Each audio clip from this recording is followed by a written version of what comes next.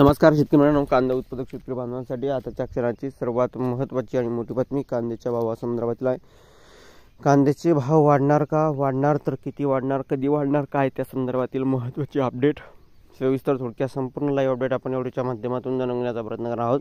तर महाराष्ट्रातील तमाम कांदा उत्पादक शेतकरी बांधवांना एकच विनंती आहे, व्हिडिओ शेवटपर्यंत बघा। अतिशय महत्त्वाचा हा व्हिडिओ आहे। व्हिडिओ जर आवडला तर नक्कीच लाईक करायला सांगा। तर चॅनलवरती नवीन असा तर महा हवामान आपल्या यूट्यूब चॅनलला सबस्क्राईब करून दुसऱ्याला बेल आयकॉन म्हणजे घंटा असू नका, जेणेकरून माझ्याकडे नोटिफिकेशन तुमच्यापर्यंत पोहोचत असते। शेतकरी मित्र हो, कांद्याच्या भावात वाढ होणार का, किती होणार, काय होणार, काय त्या संदर्भातील सविस्तर संपूर्ण लाईव्ह अपडेट थोडक्यात संपूर्णपणे आपण या व्हिडिओच्या माध्यमातून जाणून घेण्याचा प्रयत्न करत आहोत। महाराष्ट्रातील तमाम कांदा उत्पादक शेतकरी बांधवांना एकच विनंती राहणार आहे, व्हिडिओ शेवटपर्यंत बघा। अतिशय महत्त्वाचा हा व्हिडिओ आहे। व्हिडिओ जर आवडला तर नक्कीच लाईक करावं सांगा। तत्पूर्वी चॅनलवरती नवीन असाल तर महा हवामान आपल्या यूट्यूब चॅनलला सबस्क्राईब करून जवळला बेल आयकॉन म्हणजे घंटा असू नका, जेणेकरून माझ्याकडे नोटिफिकेशन तुमच्यापर्यंत पोहोचत असते। स्क्रीन शकता कांदा व्यापारी पिंपळगाव बसवंत यांचं काय म्हणणं आहे। अनुप थोरात या कांदा व्यापाऱ्यांचं बघा, सरकारने कांदा निर्यात बंदी लागू करू नये, शेतकऱ्यांसह व्यापाऱ्यांचा फायदा होतो। तसेच नाफेडमार्फत कांदा खरेदी सुरू असून त्यापेक्षा व्यापाऱ्याकडून चांगला दर शेतकऱ्यांना मिळत असतो। सरकारच्या दरसर वृत्तीमुळे शेतकऱ्यांसह व्यापाऱ्यांमध्ये चिंतेचे वातावरण असून भारतासारख्या निर्यातदार देश हक्काची बाजारपेठही गमू बसतो। अनुप थोरात कांदा व्यापारी पिंपळगाव बसवंत या ठिकाणच्या कांदा व्यापाऱ्यांनी ही महत्त्वाची प्रतिक्रिया दिलेली आहे।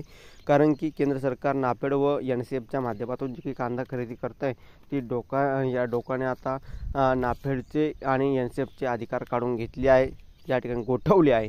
खऱ्या अर्थाने या ठिकाणी बघितलं, आता कांदा निर्यात जर करायचा असेल तर या ठिकाणी खऱ्या अर्थानं नाफेड आणि NCF जे काही कांदा खरेदी करत होते ते आता भाव ठरवण्याचे अधिकार त्यांना राहिले नाही। डोका म्हणजे वाणिज्य विभागाने ते या ठिकाणी अधिकार घेतलेले आहे आणि वाणिज्य विभागात ते कांदा भाव ठरवणार आहे।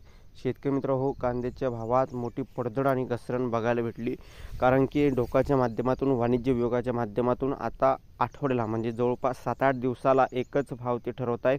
आता मागे 2105, 2110, 50 रुपयापर्यंतचे मार्केट होते।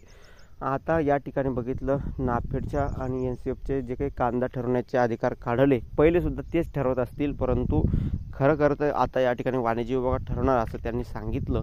परंतु कांद्याच्या भावात कवडीमोल भाव त्या ठिकाणी भेटतो आहे, कारण की इतर बाजार समितीच्या तुलनेने 500 ते 700 रुपयाची घसरण असलेले कमी भावाने या ठिकाणी ते कांदा खरेदी करत आहे। त्यामुळे शेतकऱ्यांना मोठं या ठिकाणी नुकसान सहन करण्याची वेळ सध्या शेतकऱ्यांवर आहे आणि कमी भावाने कांदा उत्पादक शेतकरी बांधव कांदा कसे विकतील नाफेड आणि NCFला, सरकारला, केंद्र सरकारला, हे तरी त्यांनी लक्षात घेतलं पाहिजे।